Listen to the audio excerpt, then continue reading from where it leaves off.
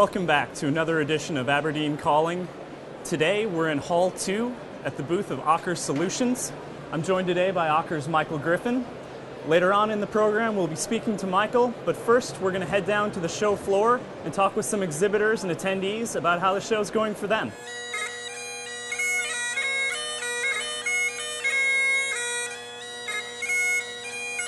I think everything's well. I think a lot of the big companies have put in a lot of effort to get everything going out. It's been excellent. We've had some good quality visitors to our stands and we're very, very impressed. I've gained a lot from here and I would love to come back next time. Subsea and oil and gas is absolutely for us absolutely key, so we're reaching our target markets. Well, it sounds like it's been a great show so far. Michael, tell us how the show's been going for Aker Solutions and why it's so important for you to have a presence here. Well, Noel, as you can see, the show is extremely busy all round, and from an Aker Solutions perspective, we're extremely pleased with the volume of people that we've had calling into our stand, both clients and also our supply chain, and actually people who are interested in Aker Solutions and the career options that are available from us. So it has been underscored as a really important event in the oil and gas calendar. Well, and speaking of those career opportunities, I understand that Aker has hit a milestone in its search to find the talent that it needs to grow. Yes, that's right. In May 2012, we set a target of employment of 500 additional personnel to meet our growth targets. And at the beginning of this week, so the exhibition week, we completed that target by the employment of 30 graduates. So we have achieved that milestone, and we are now setting a further milestone for the end of 2015 to employ a further 400 personnel, again to accommodate and support the growth and development targets that Aker Solutions has. Wow, it sounds like you're going to be welcoming a lot of new people to the Aker Solutions organization. Yeah. Thank you very much for joining us today. We really appreciate it. Coming up in the program, industry has spent billions of dollars to prevent and prepare for offshore oil spills in the future, but is it enough?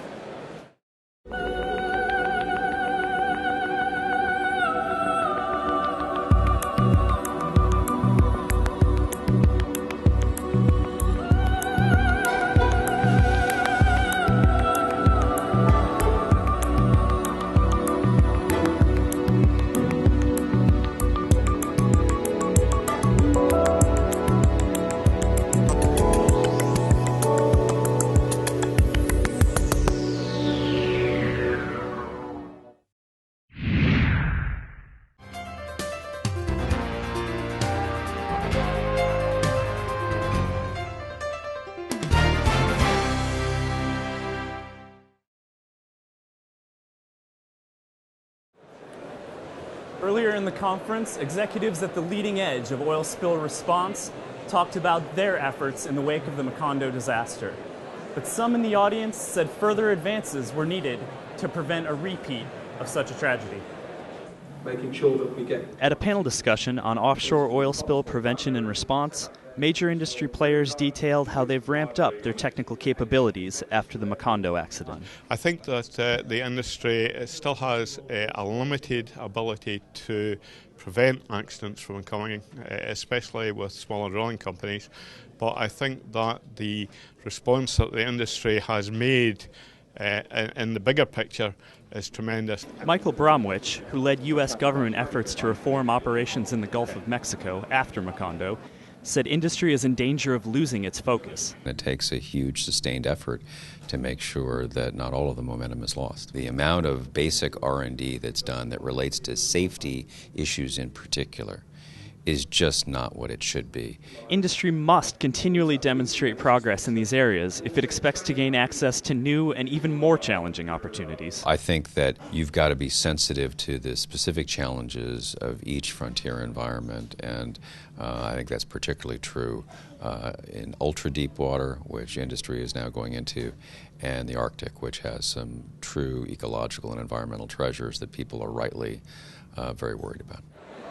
The 40th anniversary of offshore Europe has been a whirlwind 3 days. But earlier, we asked conference attendees to pick their one favorite aspect of this year's conference for today's hot topic.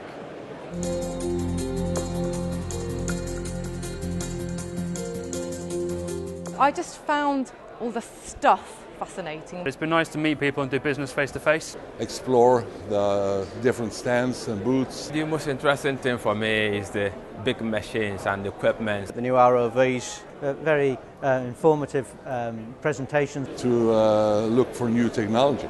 I had a Aberdeen stand was very impressive. There's been a lot of developments in the subsea sector. I have actually stopped and said, what is that? And they've told me, I've understood about 70% of it, but that's quite good, no? But the show's not over yet.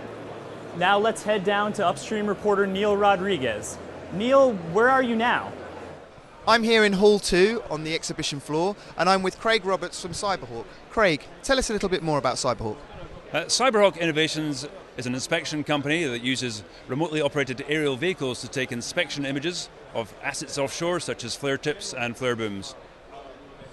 And earlier today, we got to see a demonstration.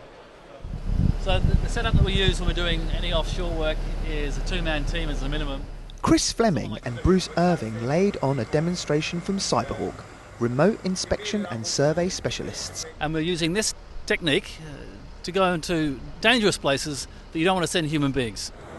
We're doing underdeck structures. Outside the exhibition halls, in front of a crowd of visitors, Cyberhawk demonstrates their remotely controlled aerial vehicle.